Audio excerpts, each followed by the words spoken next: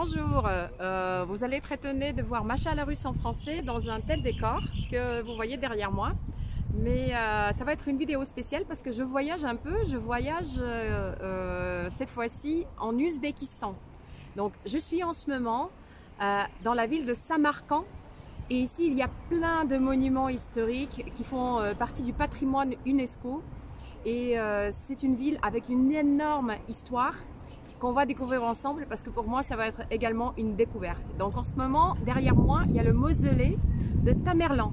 C'est le mausolée de Tamerlan et des membres de sa famille et on va essayer de rentrer, de visiter. Alors si je ne peux pas filmer à l'intérieur, je vous filme uniquement de l'extérieur et je vais essayer de vous filmer le plus de choses possible parce que l'architecture elle est sublime. Alors la construction elle date de 1403 donc c'est du 15e siècle, absolument incroyable. On y va. Alors nous sommes en face de ce beau mausolée et je vais vous montrer, même si le soleil est juste derrière, je vais vous montrer les mosaïques incroyables du décor de ce beau mausolée, de l'entrée, la porte juste avant. Alors je vais essayer de rapprocher la caméra, comme ça vous pouvez apprécier mieux les décors du 15e siècle. C'est magique je trouve, un conte de fées. Et c'est que le début. Alors voilà, désolé pour le soleil, une prise de vue un peu plus générale. Vous voyez qu'il y a cette porte d'entrée que je viens de vous montrer. Et juste derrière, il y a le mausolée. Il y a un petit peu de travaux de rénovation en ce moment. Mais c'est là que se trouve le mausolée du grand guerrier Tamerlan. Je vais vous mettre le lien dans la description par rapport à cet édifice et par rapport à Tamerlan. Comme ça, vous pouvez voir un peu plus l'histoire de ce guerrier qui est en fait la grande gloire du peuple ouzbek aujourd'hui, qui est un petit peu leur, on va dire, leur Charles de Gaulle de 15e siècle.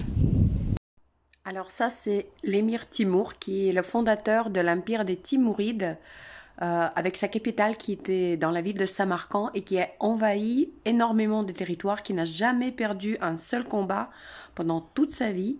Donc c'était un grand guerrier qui a créé son empire avec un immense territoire. Et donc il a voulu construire son propre mausolée. Et ça, c'est comment il était, le projet du mausolée. Aujourd'hui, il y a des choses qui restent dans les deux minarets, le mausolée lui-même et le portail qui est sur le côté du mausolée. Et voilà comment c'était avant les travaux de restauration. Alors voilà, sur le côté, il y a une galerie qui permet d'accéder à la pièce principale où se trouvent les tombes de Timour Émir lui-même et de certaines personnes qui lui étaient proches. Et on voit le décor magnifique de la salle, absolument sublime et impressionnant. Et Timour, il n'a jamais voulu que sa tombe serait ouverte un jour.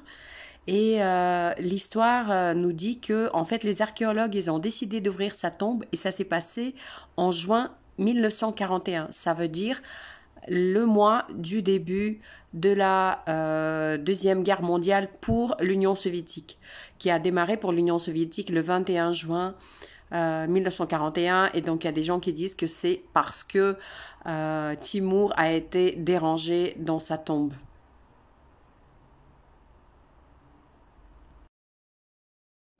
Alors c'est vrai que c'est absolument magnifique. J'essaie de vous montrer de l'autre côté parce que la lumière tombe un peu mieux. Et alors tous ces ornements et les pierres qui sont utilisées ici, c'est du nifrite, c'est du marbre, c'est vraiment des pierres précieuses pour montrer l'endroit où se trouvent les tombes. Mais les tombes, elles sont un étage en dessous, donc on ne les voit pas en fait. Mais il n'y a pas accès en bas. Mais cette salle magnifique, elle montre à quel point Tamerlan était important pour les Ouzbeks. Donc là, nous terminons notre visite et nous allons quitter ce bel endroit par la porte par laquelle on est entré. Celle-ci, qui est ornée également de l'autre côté après tous les travaux de restauration qui ont été faits au cours du XXe siècle. Alors je m'approche un peu de la porte parce que de ce côté-là, avec le soleil, on voit mieux. Donc je vous filme un petit peu. Par contre là c'est pas tout frais la restauration, mais en général c'est juste magique. Alors là on se déplace dans la ville de Samarcand pour rejoindre un autre monument, la place de Régistan, qui a justement les 3 monuments qui sont sur la place, ils font partie du patrimoine UNESCO. Et ici vous voyez des gens, des habitants de Samarcand faire leurs affaires, je sais pas, normales. Et je vais vous montrer peut-être en passage un peu les commerces, comment ça se passe ici. Alors voilà, ça c'est un magasin, on vend les oiseaux, des petits perroquets, un magasin de vêtements, une pharmacie. Alors il y a pas mal de pharmacies ici. Ça c'est l'arrêt de bus. Une petite épicerie. Voilà, une petite épicerie. Là c'est une banque, il me semble. Et on aperçoit les parapluies d'un petit café devant nous. Bah, une ville normale quoi. Ça vit. Là il fait presque 40 degrés, il fait 38 degrés déjà. Mais il n'y a que 15% d'humidité, donc ça va. Et voilà cette vue qui est juste incroyable. C'est, j'ai pas été au Taj Mahal, mais je pense que c'est pas moins beau.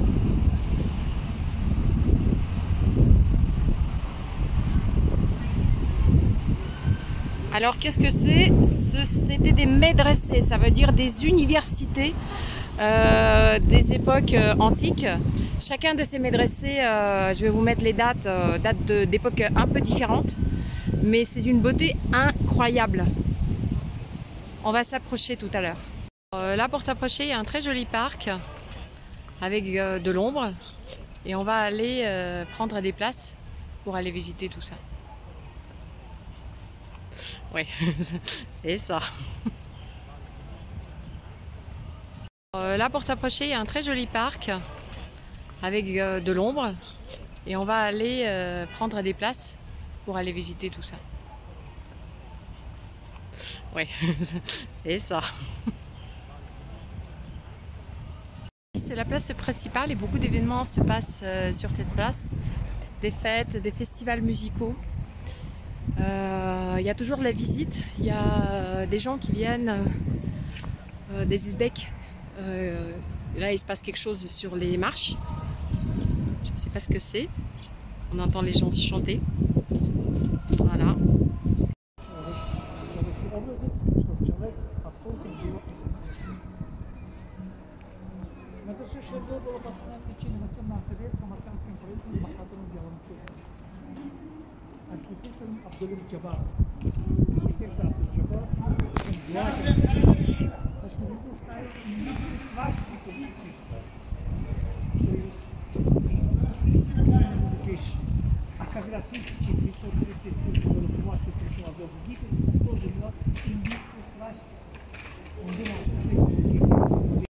On est rentré dans la cour de ce médressé qui était, comme je vous ai dit, une université en quelque sorte de ces époques-là.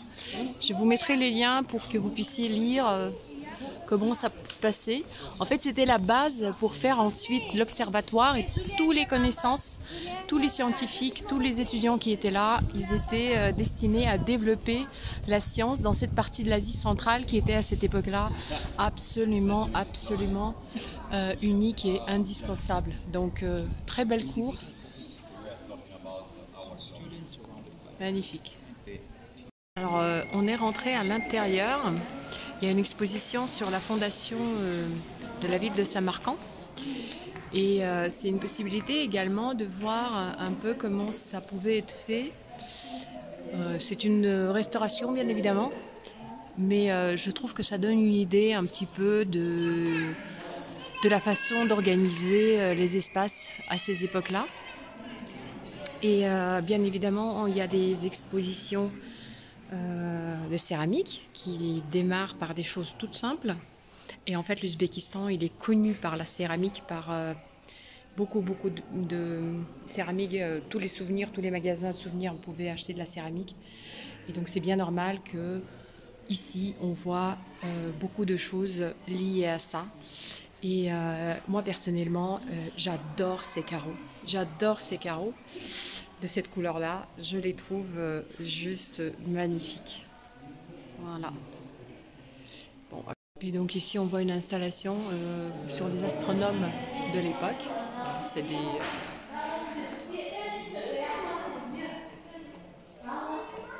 Et même le plafond, il a les astres. Pour nous montrer que c'était une science très solide encore à ces époques-là. L'astrologie et l'astronomie, qui était en fait une seule science à cette époque. Voilà, c'est très beau.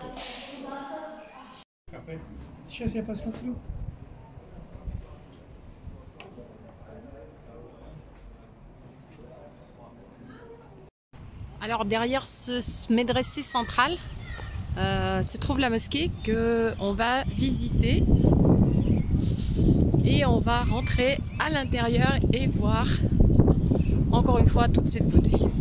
Ah, ça va être long cette vidéo, il me semble. Un très beau petit oasis dans la cour et la mosquée juste là qu'on va aller visiter. Sublime, absolument sublime.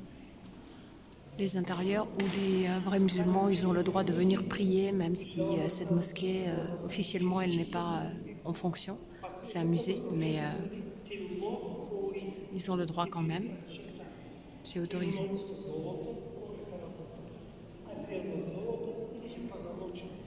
Voilà, on est à l'intérieur du 3e édifice, une des pièces. Et ici, partout, dans tous les endroits, c'est des commerces. Aujourd'hui, ils ont tout transformé en commerce. Là, c'est des tapis ouzbeks. Super connus, faits à la main, etc. Mais bon, peut-être que, pourquoi pas. Hein. Alors ça, c'est des parties d'origine, avant restauration. Et on voit bien la différence que ça fait avec la restauration.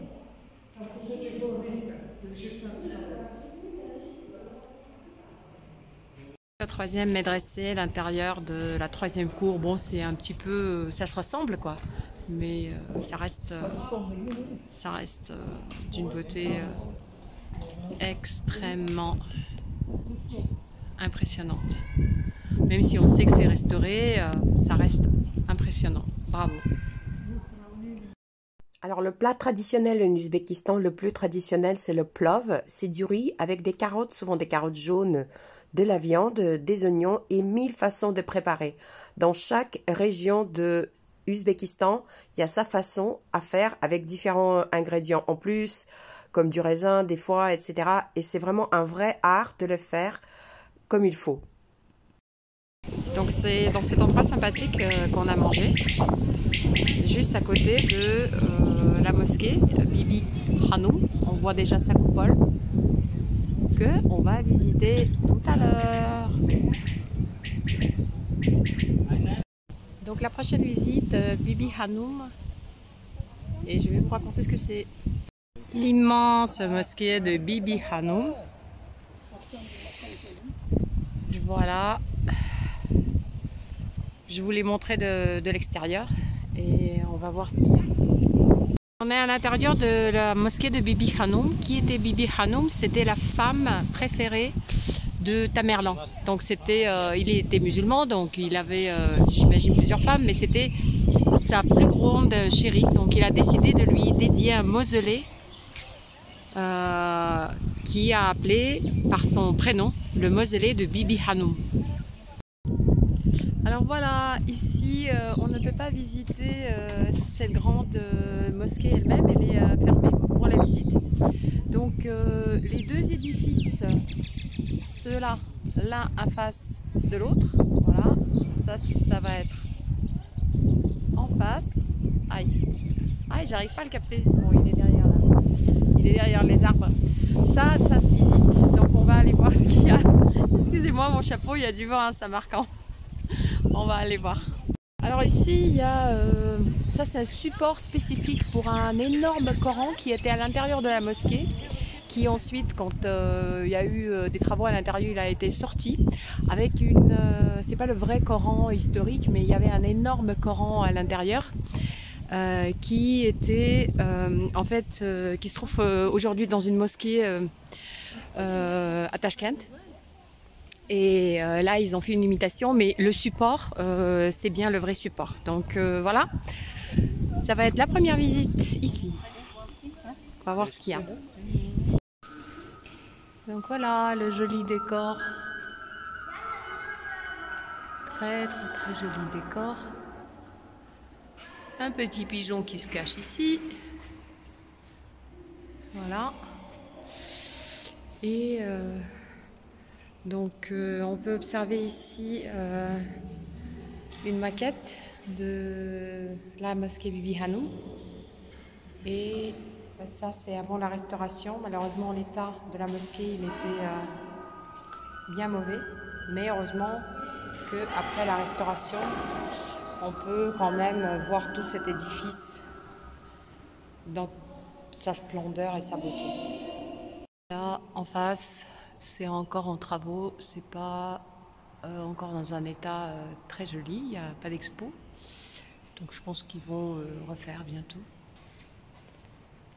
Mais j'aime beaucoup les jolies portes, ça fait un bel effet, il y en a des deux côtés. Donc ça c'est Bibi Hanoum, la mosquée. Bon, la mosquée elle-même, comme j'ai dit, celui-là, le bâtiment principal, il est fermé, on ne peut pas le visiter. Et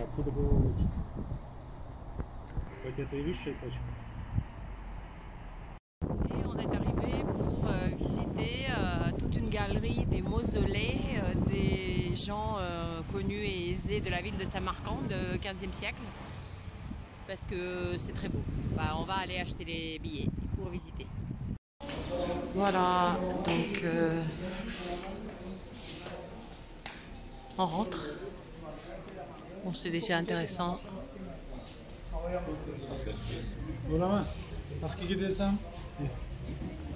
acheter les billets. Alors il y a 44 pardon. Non, ici, certains ne sont pas connus. Parce que les inscriptions n'ont pas été sauvegardées. Et tout ça, ça fait comme une rue. Comme une rue avec ces super beaux édifices. Surtout des mausolées, des hommes politiques ou des personnes aisées de la ville de Samarcande durant différents siècles. En fait, venir ici pour un musulman qui n'avait pas le moyen d'aller visiter la Mecque, alors 3 fois venir ici, c'était équivalent de faire le voyage à la Mecque.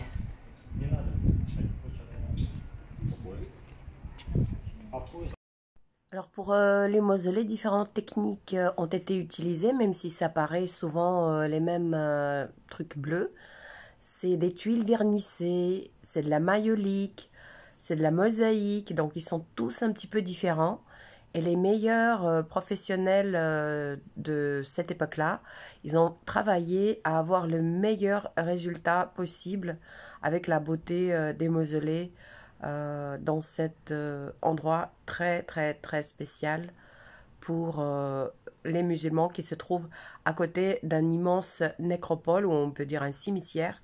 Donc ça fait partie, ça longe cet immense nécropole, ça se trouve à côté de ce nécropole. Et certains mausolées, ils ont été reconstruits, il y avait les tombes qui étaient restées, les bâtiments n'existaient plus, donc ils ont reconstruit, sans décor certes, mais c'est mieux que rien, ça permet d'avoir la visibilité de tout le complexe en entier et de voir comment c'était à l'époque.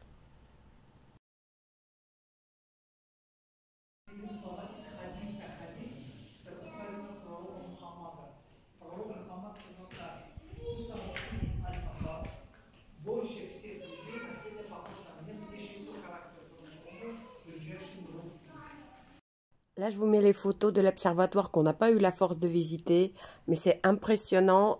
C'est le premier observatoire au monde, construit au XVe siècle. Et c'est impressionnant comment ils étaient passionnés par les étoiles déjà à cette époque-là.